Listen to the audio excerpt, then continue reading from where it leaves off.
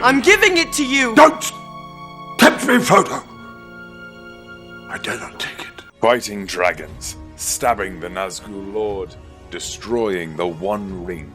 These not-so-simple tasks were accomplished by none other than the halflings, or Hobbits of Middle-earth. These tasks did not require the powers of the Valar, or their helpers the Maiar, or even the less powerful but very much gifted elves.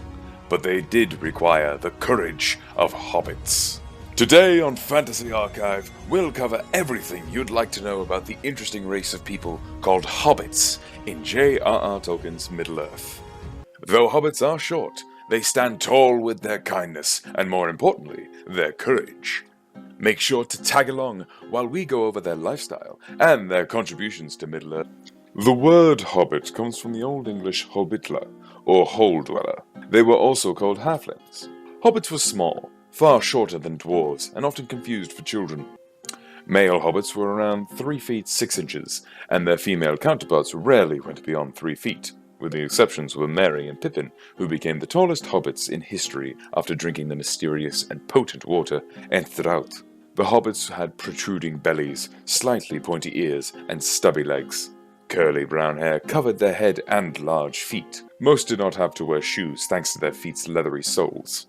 The hobbits were unadventurous folks who enjoyed smoking pipeweed, an herb with popular varieties such as Old Toby, Longbottom Leaf, and Southern Star. They frequented the local inns, drank ale, and socialized a lot. Food was very important to the hobbits, and it wasn't limited to 3 meals a day, but they had up to 7 meals a day. Breakfast, second breakfast, elevensies, luncheon, afternoon tea, dinner, and supper. Hobbits were monogamous, and family names came through the male line. The family head was the eldest male. The wife would inherit his headship when he died, and only on her death would the title go to the son. Gifting was an important custom, and it was a means of thanksgiving and even recognizing family membership. Birthdays were also central to the culture of hobbits, and were regulated by strict etiquette. Hobbits came of age at 33, and their average lifespan was 100 years. The 2 oldest living hobbits were the Old Took, who reached the age of 130, and Bilbo Baggins, who lived to 131. Although the hobbits were shy creatures, they loved to dress in bright clothes, yellow and green being the most popular colors. They were a friendly, happy-go-lucky, content bunch who enjoyed the simple pleasures that Middle-earth had to offer. But what were their origins? Hobbits probably branched out from the race of men in the elder days. They were assumed to be the younger children of Ilúvatar, just as men. They were thus mortals who could move beyond the limits of Arda after death. The earliest hobbits were of 3 kinds: the Stores, the Falahides, and the Hardfoots. Their skin tone ranged from light to nut brown. The Stores grew facial hair. They were the water-loving hobbits. They liked boats and swimming, and they usually wore boots. They lived on the marshy Glen fields. The Falahides were light-skinned, taller, slimmer, and never grew beards. They loved adventures, made lots of friends, and were more open to outsiders. They lived in the woods of the Misty Mountains. Generally, it was the Falahides who exhibited leadership qualities, as they were more adventurous and made great leaders and chieftains of the clan. The Hardfoots had the highest population, comparatively. Their skin tone was browner, and they were shorter than the other hobbits. Hardfoots lived in burrows and were hole-dwellers, living on the sides of hills. Eventually, all hobbits would adopt the Hardfoots' traits. The hobbits liked to live a quiet, peaceful life, and hardly knew anything outside of their world of smeals or hobbit holes. Farming, food, ales, parties, and gifting were far more important to them than boring wars. They didn't even like fighting among themselves. So how did the hobbits meet adventure and fight the darkest powers? How did these laid-back folk even consider fighting to save Middle-earth? Gandalf, the most famous and biggest fan of the hobbits, was the Grey Wizard Gandalf.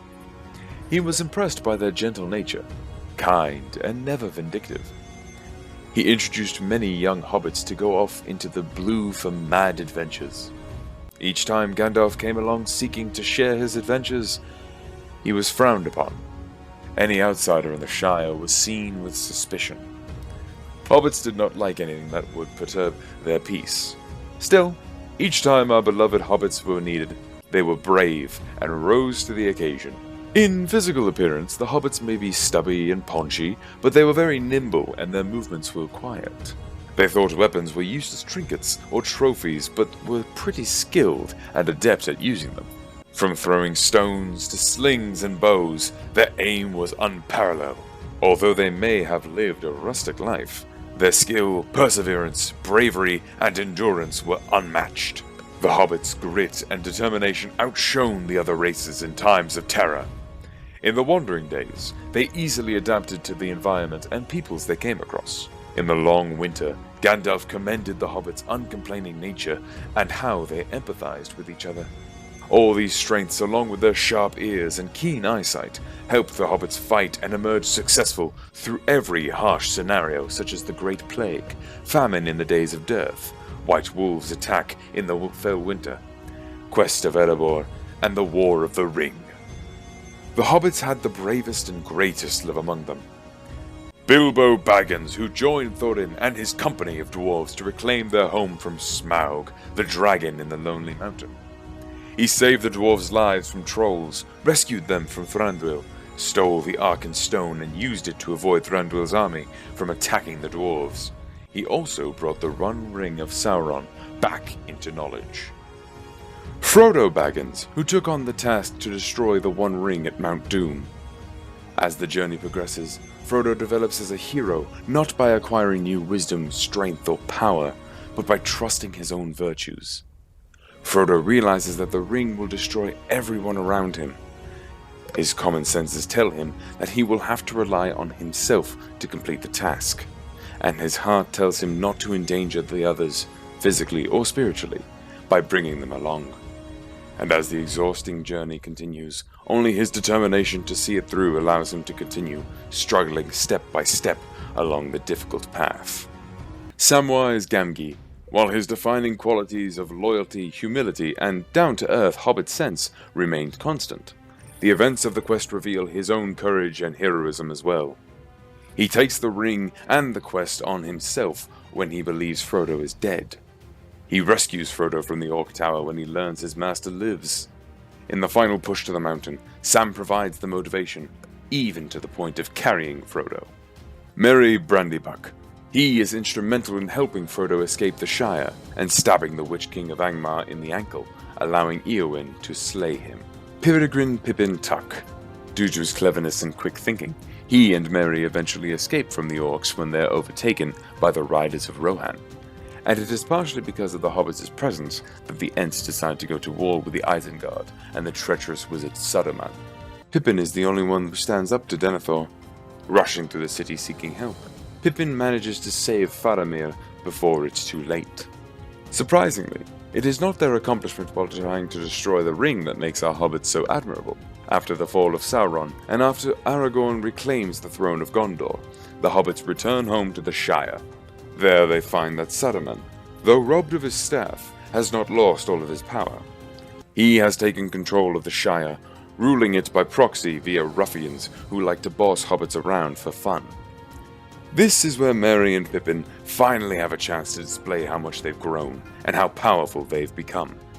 Merry, along with Pippin, Frodo, and Sam, deal swiftly with the ruffians, raising the Shire folk and organizing the resistance. Merry goes down in Shire history as the chief orchestrator of the Battle of Bywater, the last battle of the War of the Ring in which the hobbits defeat the ruffians for good.